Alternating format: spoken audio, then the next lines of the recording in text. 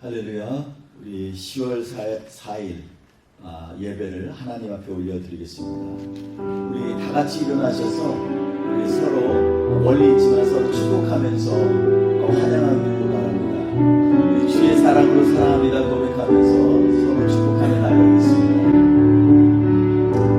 주의 사랑으로 사랑합니다. 주의 사랑으로 사랑합니다.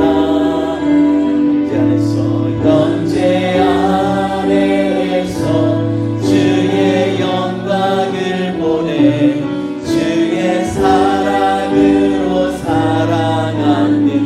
주의 사랑으로 환영합니다. 주의 사랑으로 환영합니다. 주의 사랑으로 환영합니다. 자매 안에서 주의 영광을 보내 주의 사랑으로 찬양합니다. 좌우 앞뒤로 인사하며 찬양합니다. 평안을 너에게 주노라. 세상이 줄 수 없는 세상이 알 수 없는 평안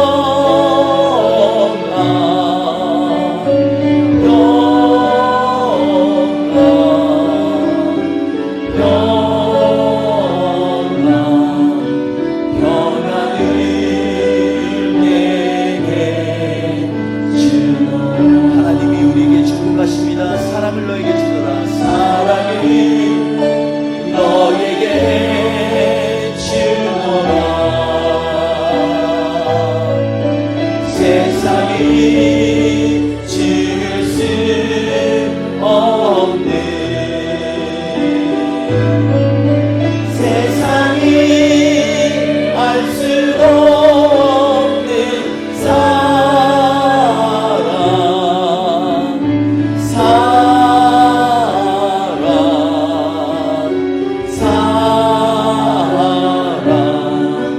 사랑을 내게 주노라. 아멘. 우리 다 같이 자리에 앉으시겠습니다. 하나님 앞에 이 시간에 같이 고백하며 나아가기 원합니다. 하나님, 우리는 정말로 연약한 존재입니다. 그럼에도 불구하고 주님 우리를 사랑하여 주셔서 우리 같은 죄된 인간을 하나님 불러주시면 감사합니다. 우리 이렇게 고백하며 나아가기 원합니다. 우리 이 찬양할 때 마음으로 하나님 앞에 고백하며 찬양하겠습니다. 나 같은 죄를 살리신 주의 놀라워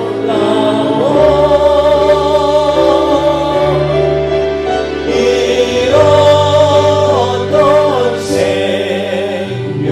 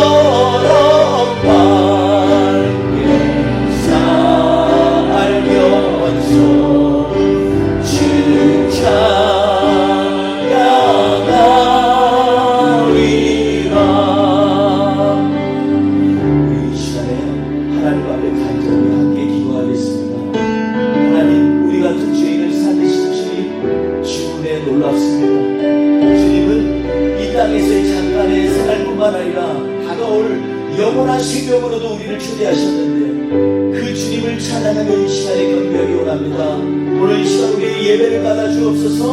또 우리의 모든 죄악을 깨끗이 씻어 주옵소서. 우리 같이 통성으로 주님 앞에 기도하겠습니다. 할렐루야. 하나님 아버지 감사합니다. 우리는 정말로 연약합니다. 정말로 나약합니다. 정말로 허물이 많습니다. 그럼에도 주님 우리를 사랑하여 주셔서 우리를 안아주시고 우리를 하나님의 백성 세워주시니 감사합니다. 이 시간에 하나님 예배 가운데 주의 말씀과 은혜로 채워주셔서 우리의 삶이 주 앞에 변화되게 하여 주시고 하나님의 사랑으로 거듭나게 하여 주옵소서. 죄껏 내가 살고 주님의 은혜란 주님의 은혜라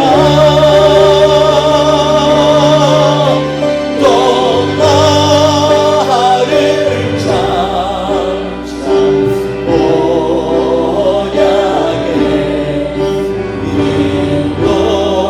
인도해 주시고 어디서 우리 영원히 거기서 우리 영원히 주님의 은혜로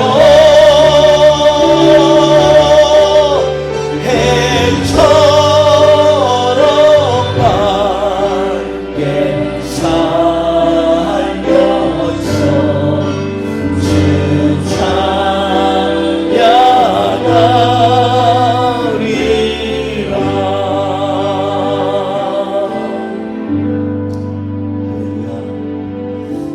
우리 하나님은 참 성실하십니다. 우리 하나님은 항상 우리를 향하여서 늘 우리의 마음을 받아주시기로 작정하신 우리 하나님이십니다. 주님의 그 사랑을 생각하면서 우리 이 시간에 고백하며 주님 앞에 찬양하며 나아갔으면 좋겠습니다. 우리 같이 찬양합니다. 아버지 사랑 내가 노래해. 아버지 사랑 내가 노래해. 아버지 은혜 내가 노래해. 그 사랑 변함없으신 거짓없으신 성실하신 그 사랑 살아갈 때 걷지 않으시니 꺼져가는 등불 끄지 않니 그 사랑 변함없으신 거짓없으신 성실하신 그 사랑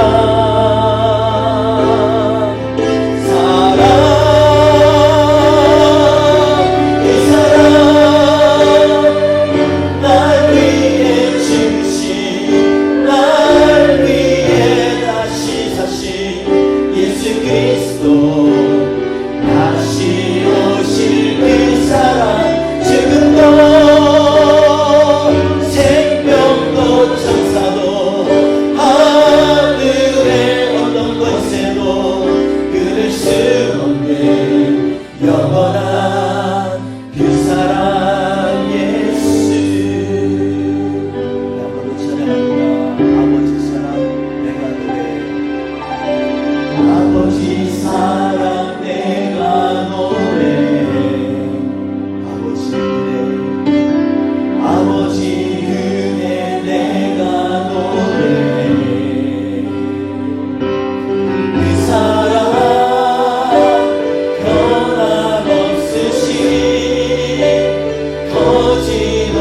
거짓없으신 성실하신 그 사랑 살아갈 때 꺾지 않으시니 꺼져가는 데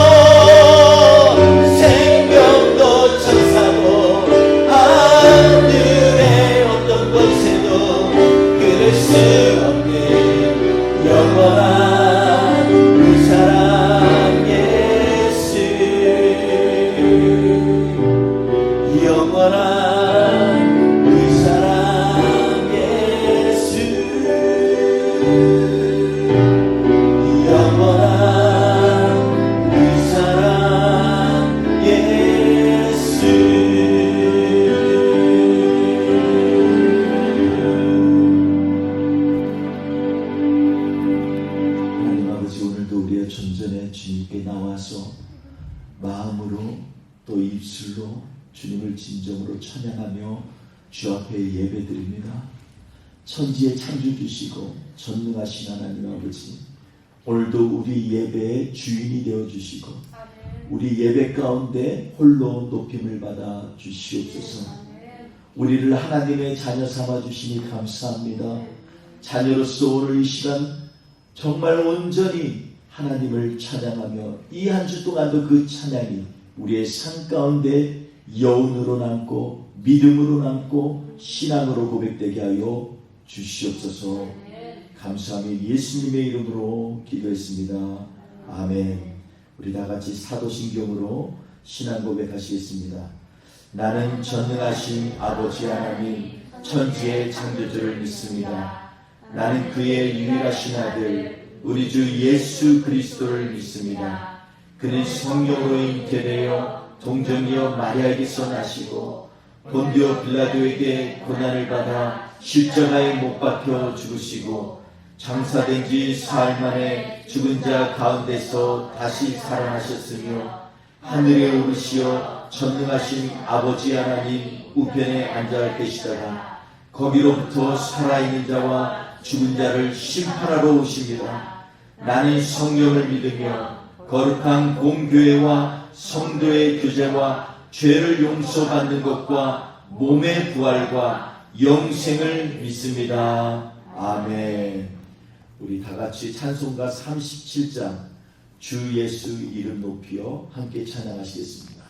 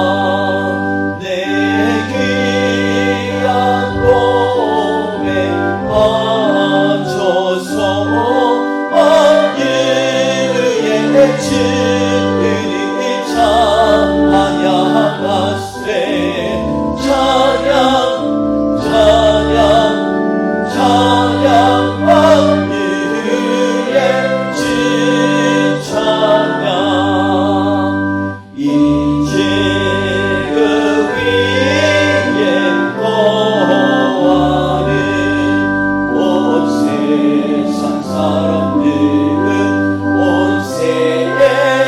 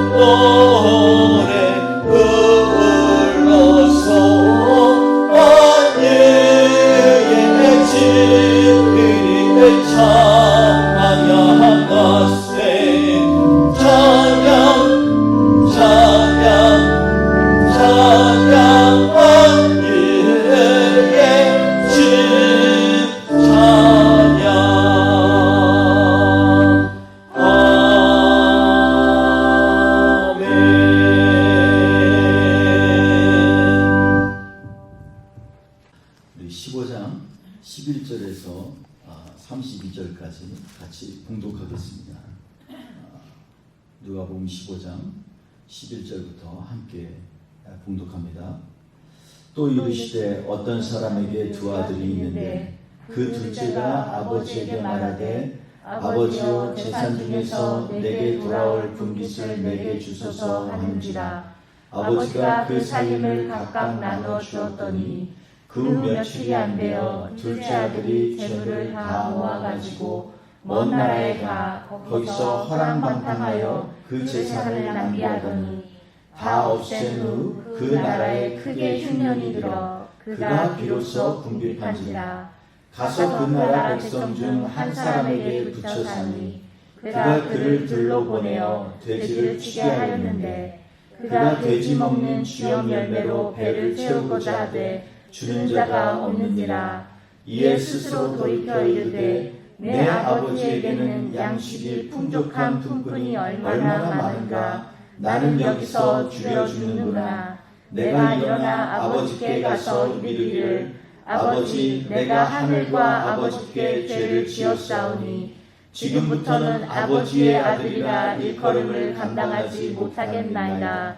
나를 품꾼의 하나로 보소서 하리라 하고 이에 일어나서 아버지께로 돌아가니라. 아직도 거리가 먼데 아버지가 그를 보고 측은히 여겨 달려가 목을 안고 입을 맞추니 아들이 이르되 아버지, 내가 하늘과 아버지께 죄를 지었사오니 지금부터는 아버지의 아들이라 일컬음을 감당하지 못하겠나이다 하나 아버지는 종들에게 이르되 제일 좋은 옷을 내어다가 입히고 손에 가락지를 끼우고 발에 신을 신기라. 그리고 살찐 송아지를 끌어다가 잡으라. 우리가 먹고 즐기자. 이 내 아들은 죽었다가 다시 살아났으며 내가 잃었다가 다시 얻었노라 하니 그들이 즐거워하더라. 맏아들은 밭에 있다가 돌아와 집에 가까이 왔을 때에 풍악과 춤추는 소리를 듣고 한 종을 불러 이 무슨 일인가 물은데 대답하되 당신의 동생이 돌아왔음에 당신의 아버지가 건강한 그를 다시 맞아들이게 됨으로 인하여 살찐 송아지를 잡았나이다 하니 그가 노하여 들어가고자 하지 아니하거늘 아버지가 나와서 권한대 아버지께 대답하여 이르되 내가 여러 해 아버지를 섬겨 명을 어김이 없거늘 내게는 염소 새끼라도 주어 나와 내 것으로 즐기게 하신 일이 없더니 아버지의 살림을 창녀들과 함께 삼켜버린 이 아들이 돌아오매 이를 위하여 살찐 송아지를 잡으셨나이다. 아버지가 이르되 너는 항상 나와 함께 있으니 내 것이 다 내 것이로되 이 내 동생은 죽었다가 살아났으며 내가 잃었다가 얻었기로 우리가 즐거워하고 기뻐하는 것이 마땅하다 하니라. 아멘. 오늘 말씀을 가지고서 우리가 하나님 앞에서 아버지가 달려와 라는 제목으로 같이 말씀을 나누고자 합니다.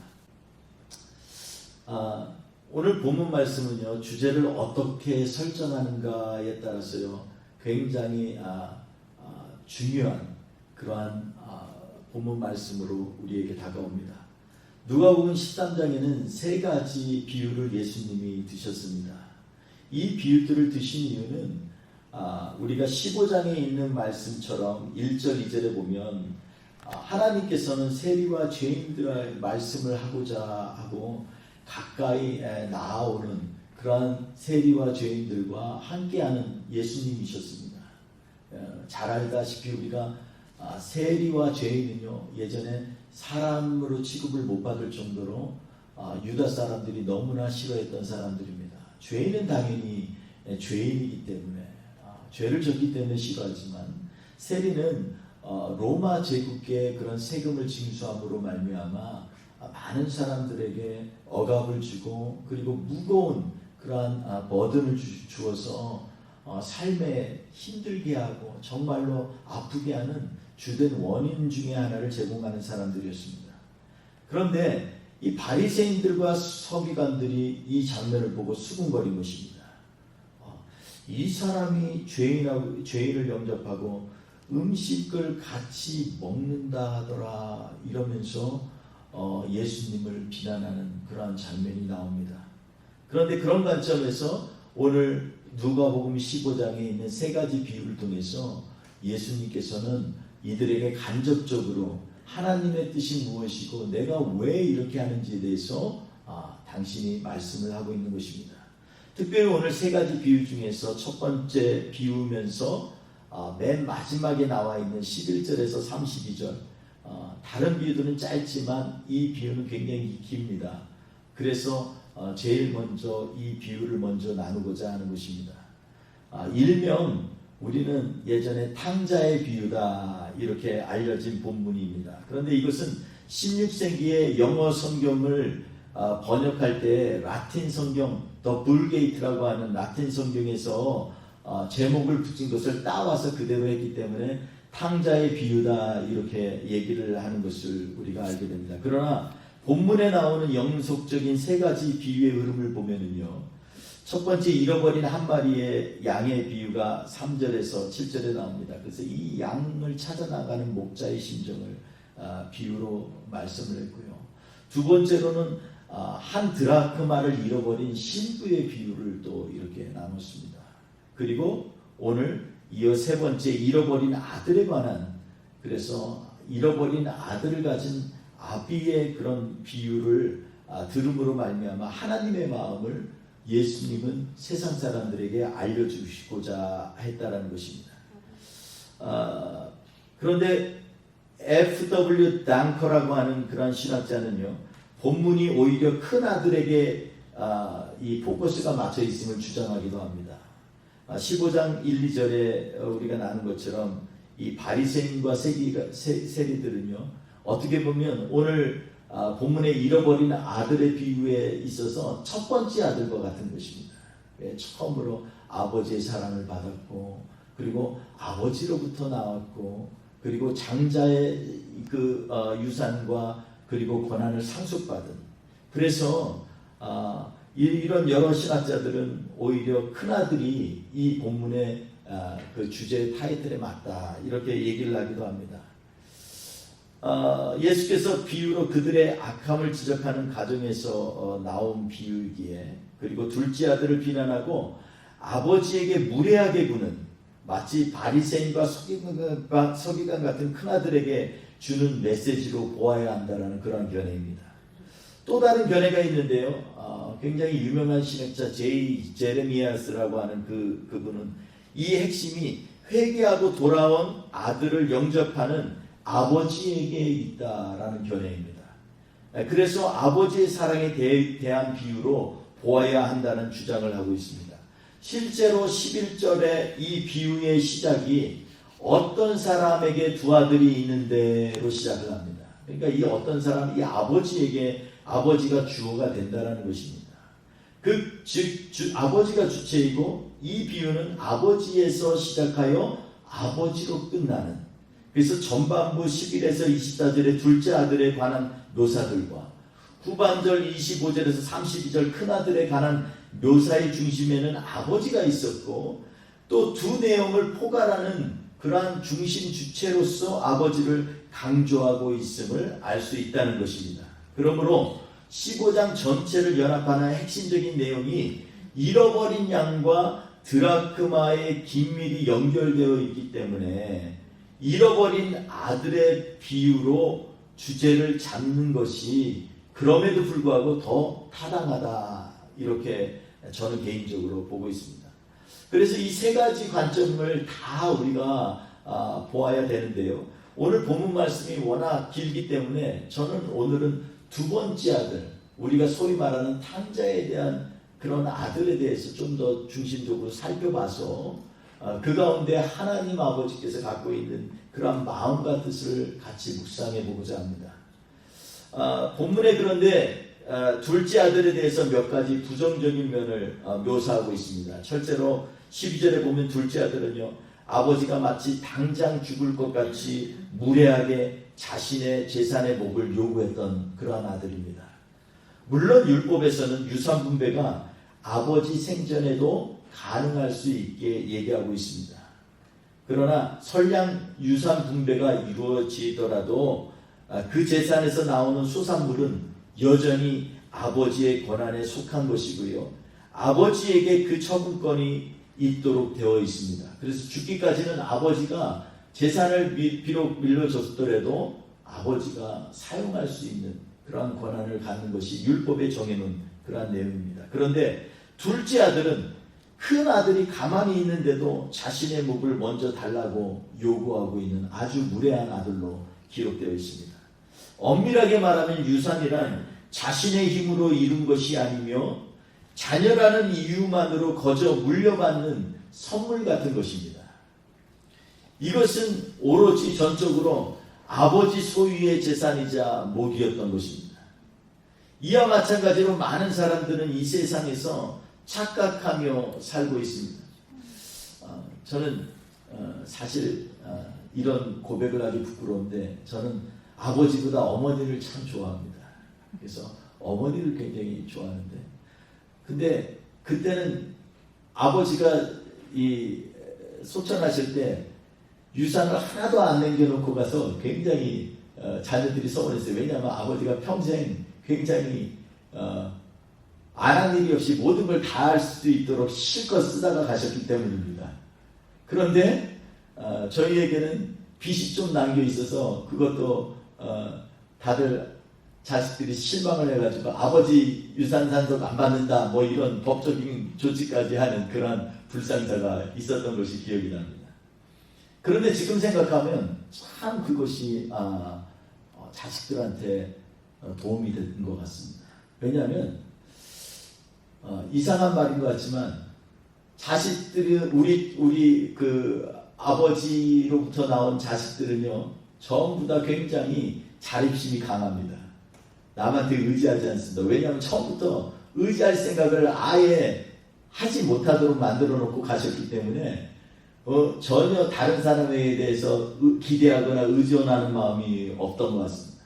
그래서 저희 자녀들은 다들 보면 자기 하나님이 주신 환경 안에서 주어진 것에 감사하며 사는 그 놀라운 축복을 갖고 있습니다. 그런데 여기에 이 나오는 둘째 아들은요 굉장히 많은 착각을 하고 살고 있는 것 같습니다. 인생이 마치 자신의 힘으로 만들어지고 자신의 힘으로 성취되고 자신의 능력으로 살아가는 것처럼 생각하는 것 바로 이것입니다.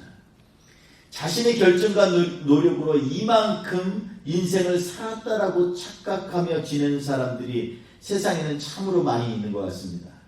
사실 우리가 호흡하는 한 줌의 숨도 우리가 마시는 한 모금의 물조차도 인간 스스로 이뤄낸 것이 전혀 없습니다. 사람들이 그토록 추구하는 그 서울이나 뉴욕이 다 쓰러져가는 작은 집이라도 한 채 평생 만드는 것이 로망으로 사는 사람이 세상에는 굉장히 많이 있습니다. 그래서 그것을 마련한 사람들이 그것이 마치 자기 것이냐 생각하지만 사실 그 작은 창가에 깃드는 따스한 햇빛 한 조각도 그리고 집이나 아파트가 기초를 놓은 땅도 자신들하고 전혀 상관없이 이미 하나님께서 창조하신 것이라는 것입니다. 이것은 우리의 창조주이신 하나님이 아니면 절대로 불가능한 것입니다. 여러분 과학계의 이론의 빅뱅이라고 하는 그래서 전 우주가 갑자기 대폭발로 인해서 별이 생겼다라고 이렇게 주장하는 그러한 이론들이 있습니다. 그렇다면 만약 이 빅뱅 이론으로 통해서 우주에 별이 생겼다면 깨어진 행성들이 좀 있어야 되지 않겠습니까? 며칠 전에 추석이었습니다. 저녁에 집에 돌아오다가 아내와 달을 보았는데 정말 달이 동그랗게 생겼습니다. 어떻게 누가 다듬어 놓았을까 할 정도로 완벽히 동그랗게 생겨서 우리는 보름달이라고 부릅니다. 그래서 달만 그런가 가만히 생각해 보니까 태양도 동그랗지요. 화성도 동그랗습니다.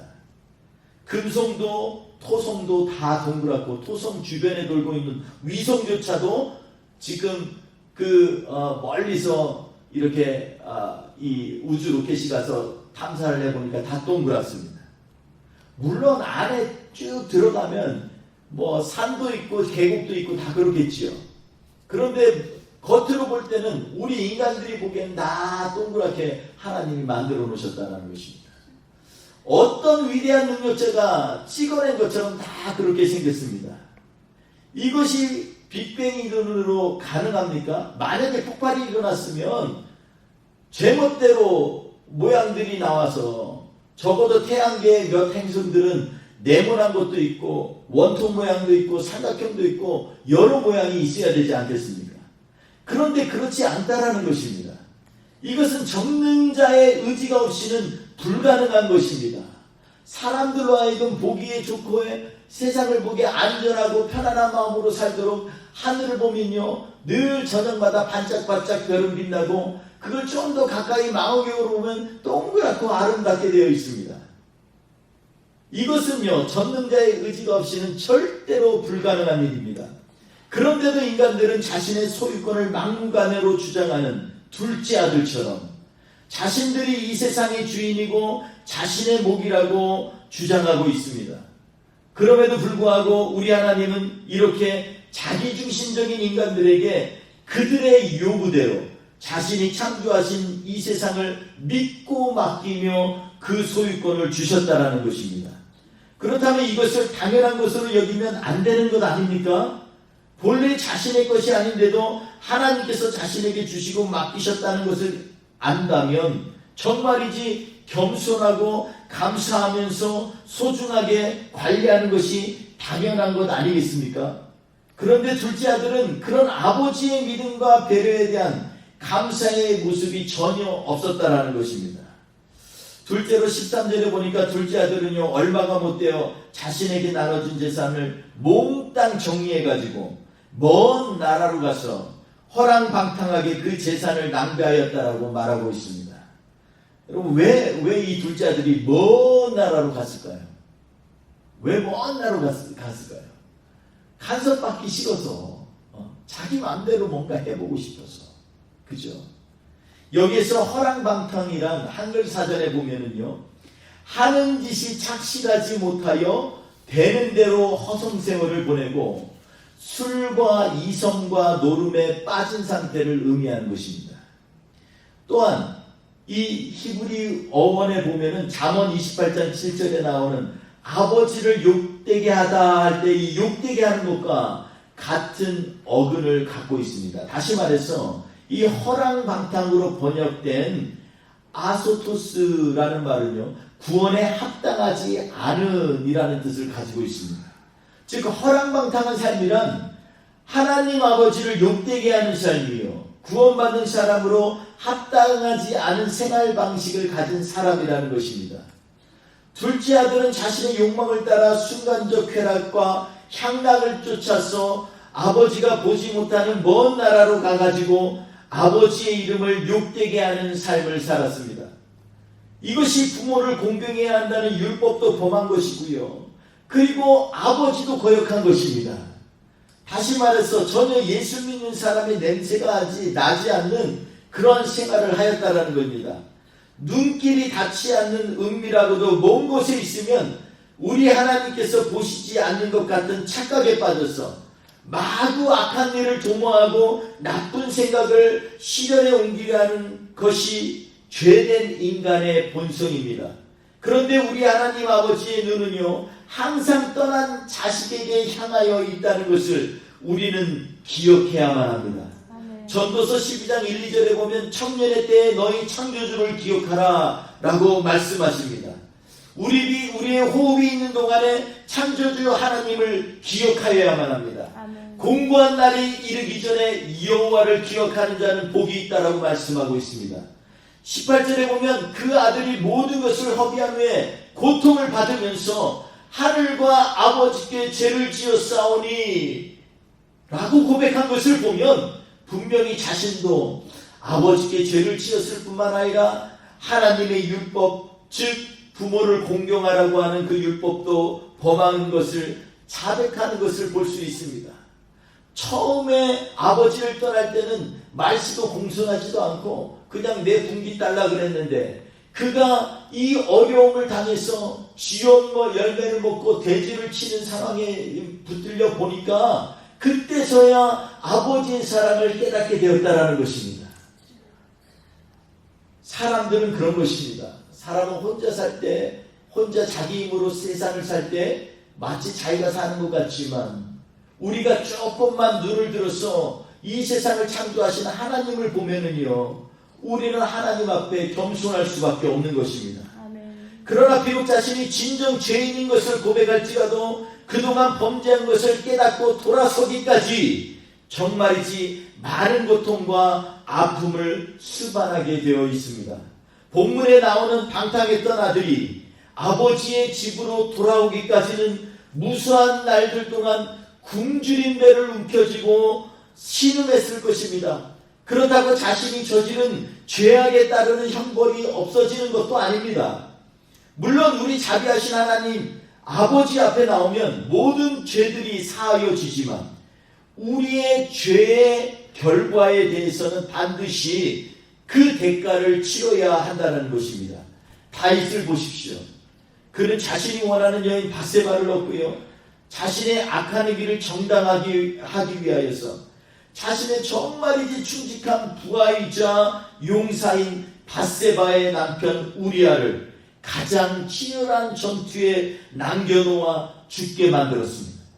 사무엘하 12장 10절에 보니까 하나님께서 이 일을 뭐라고 말씀하시냐면 하나님을 업신여긴 행위라 라고 말씀하고 있습니다.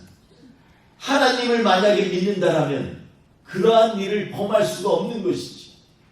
그렇기 때문에 하나님을 업신여기는 행위였다는 것입니다.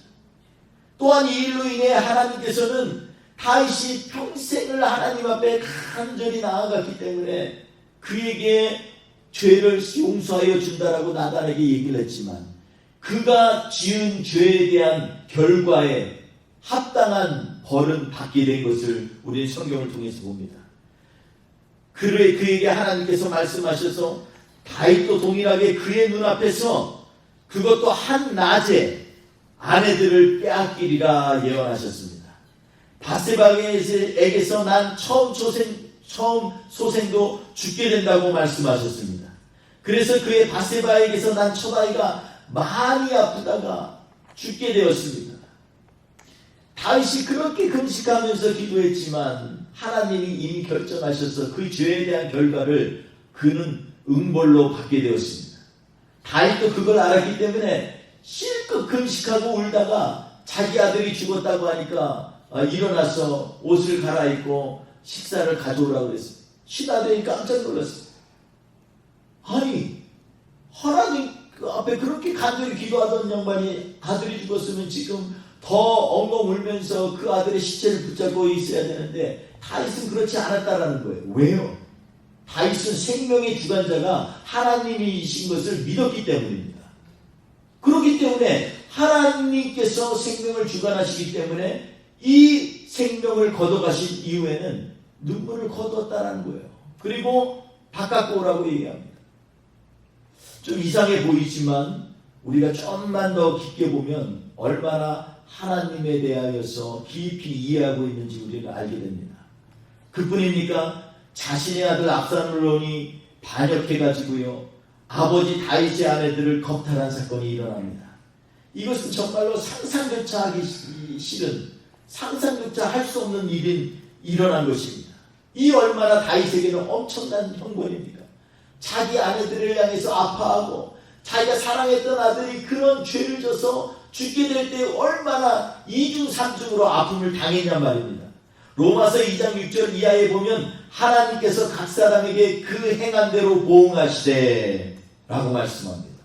불의를 쫓는 자에게는 노와 분으로 하시리라. 악을 행하는 각 사람의 영에는 환난과 공고가 있으리니. 얼마나 엄청나고 그리고 무서운 말씀입니다. 그래서 예수님을 믿는 우리도 항상 자신을 돌아보고 하나님의 말씀을 따라 살려고 해야만 합니다. 본문에 등장하는 둘째 아들은요, 그의 아버지를 떠나서 제 마음대로 허랑방탕하게 살았던 죄의 값을 치른 것입니다. 셋째로 그는 죄를 범하였을 뿐만 아니라 부정한 자가 되어버렸습니다. 둘째 아들은요, 이방인에게 몸을 의탁하고 구약에서 언급한 부정한 짐승인 돼지를 치는 일을 했습니다. 여러분, 돼지고기를 지금 와서 그러면 못 먹어야 되냐? 그렇지 않습니다. 그 당시 이 40도, 50도가 넘는 고온다습한 중동 지방에서는요, 이 돼지고기를 먹다가 배탈 나거나 이 식중독이든 하여튼 죽을 고비를 넘는 일들이 너무나 많기 때문에 하나님께서 미리 차단한 것입니다. 부정한 음식이라고 아예 되새김질 안 하고 발굽이 갈라지지 않았으면 먹지 말라는 것입니다. 그리고 이방인에게 몸을 의탁했습니다. 방탕했던 둘째 아들에게 안타까운 점은요, 자신의 잘못을 깨달았으면 바로 돌이켜서 아버지께로 발걸음을 옮겼어야만 합니다. 그런데 둘째 아들은 더욱 깊이 자신을 하나님께서 인도하신 길로 가지 않고 더 멀어지는 것입니다. 여러분, 하나님께 돌아가는 길에 가장 큰 장애가 무엇인 줄 아십니까? 바로 자기 합리화입니다. 현 상황에서는 어쩔 수 없다라는 것입니다. 내가 처한 상황이 너무나 엄중해서 하나님께서 내민 도움과 구원의 손길이 보이지도 않고 느끼지도 못하는 상태가 바로 그런 것입니다. 이것은 자신의 죄된 모습을 보며 한탄하는 것에서 끝나지 않고 구원의 하나님을 하나님 되지 못하게 하는 불신의 죄를 범하게 하는 것입니다. 자신을 정당화하고 합리화하는 것처럼 인생을 구렁텅이로 몰아가는 생각보다 더 무서운 것은 아무것도 없습니다. 이처럼 방탕했던 둘째 아들의 죄악은 너무 무겁고 심히 엄중한 것입니다. 그런데 그의 잘못된 삶의 터닝 포인트가 되는 결정적인 계기가 있었습니다. 첫째로 17절에 보니까 스스로 돌이켜라는 것입니다. 저를 따라 한번 해보겠습니다. 스스로 돌이켜. 스스로 돌이켜. 예, 제 자신의 정신이 번쩍 들었다라는 말입니다. 원문에 보면 자신에게 돌아갔다라는 것입니다. 정신이 멍하니 딴 데 있다가 원래 있던 자신에게로 돌아갔다는 것입니다. 그래서 번쩍 깨달은 것입니다. 아, 내 아버지 집에는 종들도 양식이 풍족한데 지엄년에도 못 먹고 굶주려 죽게 됐겠구나, 이렇게 생각하다가 번쩍 깨달은 것입니다. 그래서 이게 바로 스스로 돌이켜라는 것입니다. 내가 왜 굶고 있지? 이것을 자각하는 것입니다. 예전에 제가 어릴 적에 제 친구 집에 가사도우미로 일했던 누나가 생각이 납니다.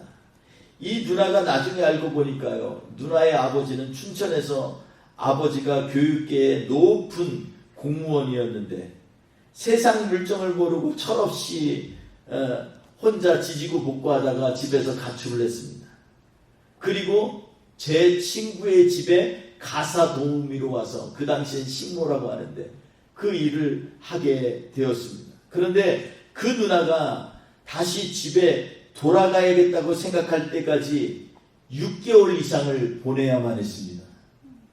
왜 그렇게 오랜 동안 아까운 시간을 고생을 하고 보냈을까요? 저는 그것을 한번 생각해 봤습니다. 왜 그렇게 아버지가 그렇게 높은 공무원이고 집이 자기가 식모로 일하는 집보다 훨씬 잘 사는 그 집에서 왜 그렇게 일을 했을까요? 본인이 자신의 아버지가 자신의 어려운 상황을 얼마든지 도울 수 있다는 것을 자각하지 못했기 때문입니다. 바로 와서 데려갈 수 있는데 더 멀어지고 늦기 전에 본인이 스스로 돌이키는 결심이 있어야만 합니다. 아멘. 내가 현재 상황 때문에 전능하신 하나님을 잊고 있었네. 우리 하나님께서는 내 어려움을 아시고 날 이 구렁텅이에서 구원해 내실 수 있는 하나님이지, 이걸 자각해야만 합니다. 아멘. 그리고 둘째로 18절 말씀처럼 내가 하늘과 아버지께 죄를 지었사오니, 이런 깊은 회개의 고백이 있어야만 합니다. 내가 죄인이라는 것을 인정하지 않는 사람은요, 하나님의 구원의 손을 잡을 수가 없습니다. 아니, 더 엄밀히 말하면 하나님의 도움이 필요하다거나 그분의 손을 잡을 필요를 못 느끼는 것입니다. 나는 그런 대로 잘 살아왔어. 이것이 정말이지 위험한 생각입니다. 로마서 3장 23절에 보면 모든 사람이 죄를 범하였음에 하나님의 영광에 이르지 못하더니 라고 기록하고 있습니다. 모든 사람은 우리가 죄인이라는 것입니다. 우리의 마음속에 죄를 안 지은 사람이 있습니까? 우리의 행동 속에 온전한 사람이 이 땅에 누가 있겠습니까?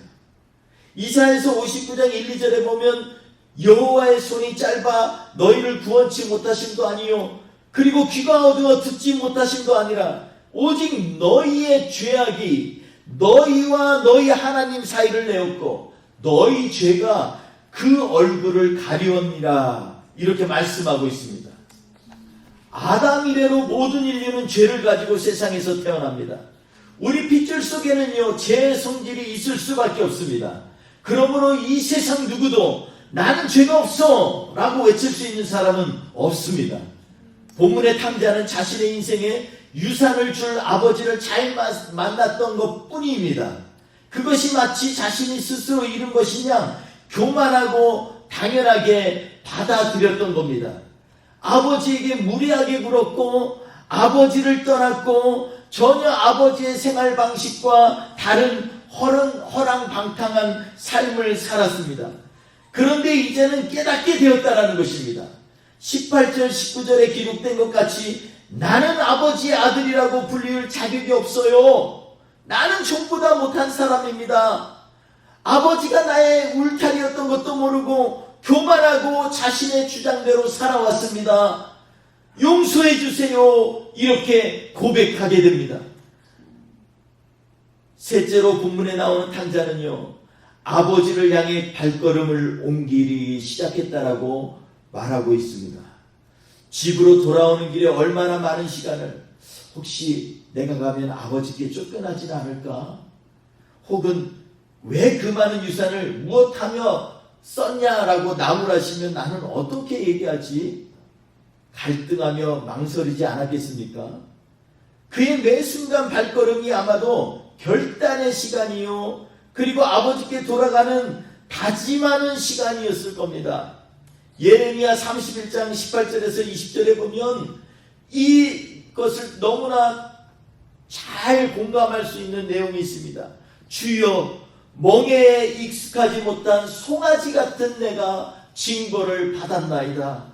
내가 돌이킨 후에 뉘우쳤고 내가 교훈을 받은 후에 내 볼기를 쳤사오니 부끄럽고 욕됨이니이다. 여러분 자신의 엉덩이를 맞췄다는 거예요. 어린애, 자기는 어린애라는 거죠. 이렇게 고백하는 것이 이 둘째 아들의 모습을 다시 한번 묘사하는 것 같습니다. 그러므로 우리도 우리 하나님께 발길을 옮겨야만 합니다. 아멘. 호세아서 6장 1절에 보니까 오라 우리가 여호와께 돌아가자. 아멘. 여호와께서 우리를 찢으셨으나 도로 낫게 하실 것이요 우리를 치셨으나 싸매어 주실 것입니다. 아멘. 20절에 보면 오늘 본문 20절에 보면 아직도 먼데 아직도 멀다라는 거예요. 아버지께로 돌아가는 길이 아직도 먼데 아버지가 그를 보고 치근히 여겨서 달려가 목을 안고 입을 맞추는 아버지의 모습이 그려집니다. 아직도 하나님으로부터 멀다라는 거예요. 우리가 아무리 말씀을 묵상하고 아무리 올바르게 살려고 해도 하나님으로부터 아직 먼 거예요. 내 힘으로 거기까지 간다라는 게 용기가 나지 않습니다. 그런데 아버지께서는 그 눈으로 우리를 눈동자처럼 바라보면서 우리가 오기만을 기다리고 계시다가 그 정말로 허랑방탕하게 살았던 그 탕자가 주님께 돌아오는 그 먼지감치 봤던 그 아들의 모습을 보면서 오늘 본문 말씀을 보니까 그 치근히 여겨서 달려가 우리 하나님 아버지가 달려왔다라는 것입니다. 아멘. 우리가 이렇게 하나님 앞에 발걸음을 내딛으면서 내가 하나님 앞에 나아가겠습니다. 내 인생이 여태껏 내 나름대로 산다고 했지만 사실 살아보니 내 인생도 내 인생이 아니더이다. 주님 그러므로 내가 주님 앞에 나아갑니다. 부끄럽습니다. 라고 할 때 우리 사랑하는 아버지는 그걸 지켜보고 계시다가 오늘 말씀처럼 아버지가 달려왔다라는 것입니다. 아멘. 그리고 목을 안고 그리고 입을 맞추고, 그리고 그 아버지는 너무나 누추한 모습으로 돌아와서 용서를 비는 탕자에게 그냥 있는 것이 아니고 직접 그 아버지가 달려왔다는 것은 무슨 의미냐면 자신의 위엄과 자신의 자존심을 다 버렸다라는 것입니다. 유대 관습에 따르면 아버지가 먼저 오는 경우는 없습니다. 근데 이 아버지가 달려왔다는 것입니다. 이 아버지는 자신의 체면이나 위엄보다 잃었던 자식을 찾는 것이 훨씬 더 중요했던 것입니다. 본문에서 나타나는 아버지는 기다리시고 품어주시는 아버지입니다. 이 아버지께 오면 아무리 죄를 지은 범죄자요 죄인일지라도 허물이 있는 사람일지라도 그 죄와 허물을 덮어주시는 것을 보여주고 있습니다. 아멘. 그리고 이 아버지가 바로 우리가 예배하는 우리 하나님 아버지라는 것입니다. 아멘. 아들이 수치를 당하지 않도록 최고의 옷을 입히고 상속자의 징표인 가락지를 끼우고 종이 아니라 아들이라는 상징으로 자유의 신발을 신겨주십니다. 아멘. 우리가 아버지라고 부르는 하나님은 우리에게 이처럼 오래 참으시고 말할 수 없는 사랑으로 우리의 죄를 용서하시는 좋으신 분이라는 것입니다. 아멘. 우리의 발걸음을 그분께 향하기만 하면 어디로 가야 할지 방향을 잃어버린 아들을 선한 길로 인도하시려고 우리에게 달려오시는 하나님이십니다. 아멘. 그 아버지께서 지금도 우리가 간절히 도움을 구하면 달려와 우리를 안으시는 하나님이라는 것입니다. 아멘. 그래서 우리는 그 하나님을 붙들고 나아가야 합니다. 사랑하는 성도 여러분, 아직도 하나님 앞에 죄 문제로 점점 더 하나님을 멀리하고 있다면 이 시간에 우리를 향하여 시선을 고정하시고 돌아오시기만을 기다리는 그 하나님 앞에 나아가야겠습니다. 아멘. 그러려면 먼저 스스로 돌이켜 우리 좋으신 하나님을, 그리고 우리를 기다리시는 하나님을 깨달아야만 합니다. 아멘. 그 하나님께서 우리에게 선한 길을 예비하신다라는 깨달음과 자각이 필요합니다. 그리고 우리의 죄악을 회개하여야만 합니다. 그리고 주님께 나아간다면 저는 미쁘시고 의로우사 우리 죄를 사하시며 모든 불의에서 우리를 깨끗게 하실 것이라고 약속해 주셨습니다. 이번 주에도 우리 성도님들의 삶 가운데 우리 하나님께서 달려오셔서 위로와 삶의 소망을 주시고 아멘. 모든 질병과 아픔에서 깨끗게 하시기를 주님의 이름으로 축원드리겠습니다. 아멘. 잠시 우리 눈을 감겠습니다. 우리가 주님께 눈을 돌리면요, 주님께서는 우리의 모습을 보십니다. 낙심된 모습도 보시고요, 상한 마음도 보십니다. 주님은 나의 눈물을 아십니다. 홀로 울던 그 마음을 세상 사람은 이해하지 못하지만 우리 주님은 아십니다. 그래서 세상 소망이 다 사라져가도 우리 주님의 사랑은 끝이 없이 우리를 향해 달려오신다는 것을 우리는 믿고 그분을 향하여서 발걸음을 내디뎌야겠습니다. 이 좋으신 하나님을 우리 같이 찬양하기를 원합니다. 우리 같이 이 시간에 하나님을 찬양하겠습니다. 주 나의 모습 보내, 주 나의 모습 보내,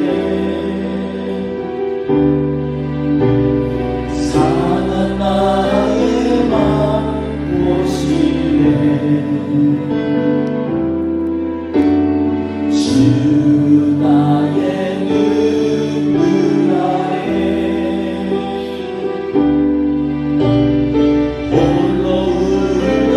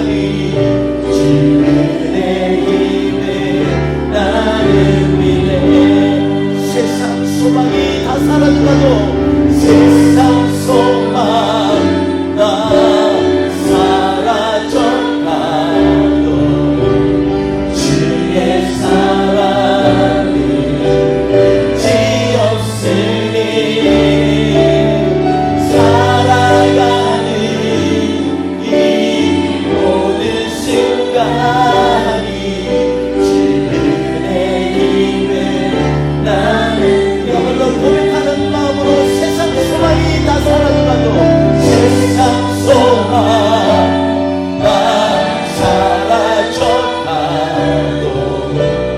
주의 사랑이 끝이 없음. 아멘.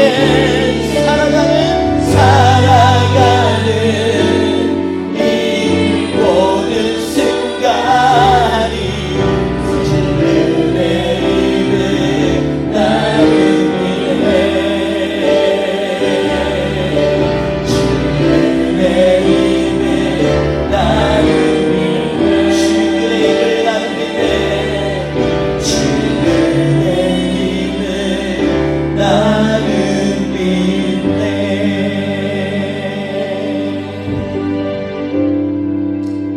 그렇습니다. 주님, 우리가 어찌 보면 우리의 마음대로 우리의 생각대로 내 뜻대로 이 세상을 살았던 탕자와 같은 그러한 사람이었을 수도 있습니다. 하나님의 마음은 어떻든 간에 내가 즐겁고 내가 행복하면 되지, 이런 마음으로 내 마음껏 내 방식으로 살았던 내 인생이 있습니다. 주님, 그런데 오늘 말씀을 보면서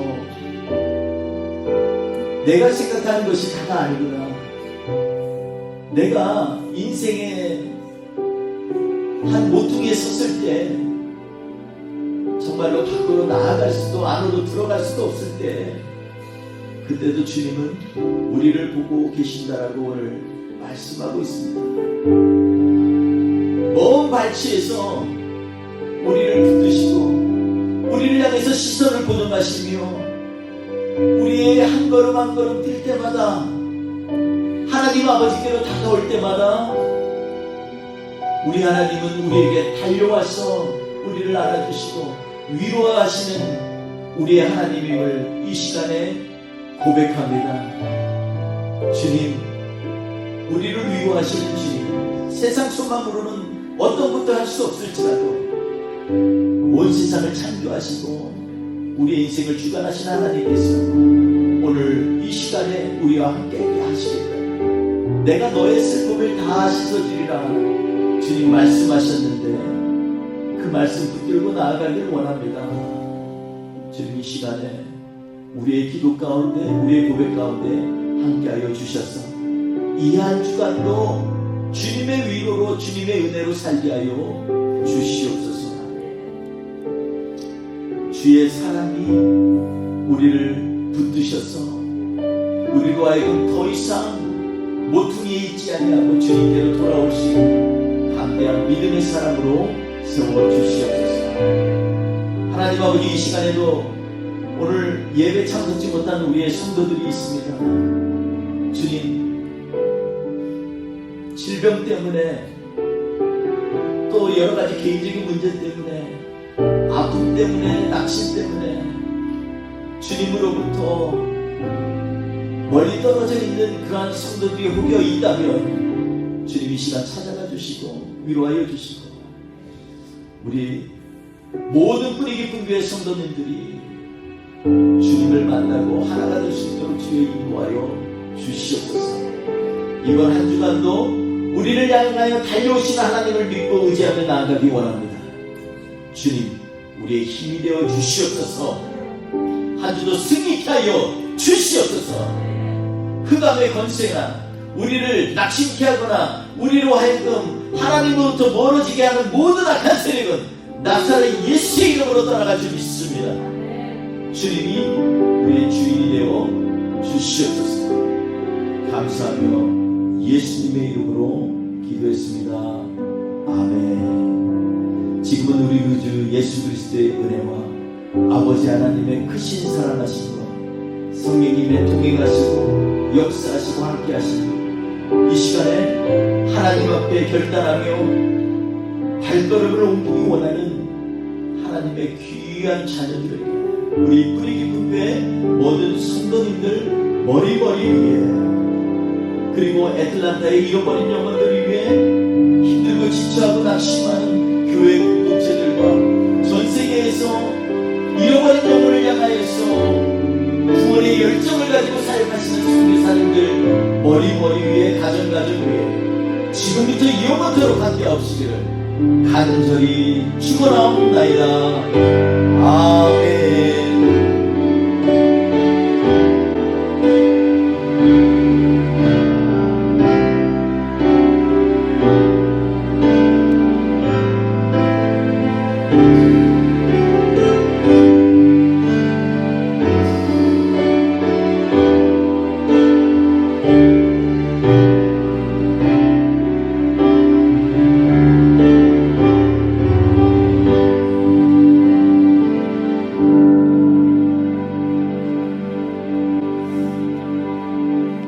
할렐루야. 예배를 마쳤습니다. 우리 옆 사람에게 좌우 앞뒤로 인사하겠습니다. 하나님께서는 우리에게 찾아오신 하나님이십니다. 오늘도 주님의 이름과 함께 하시기를 주의 이름으로 축원합니다.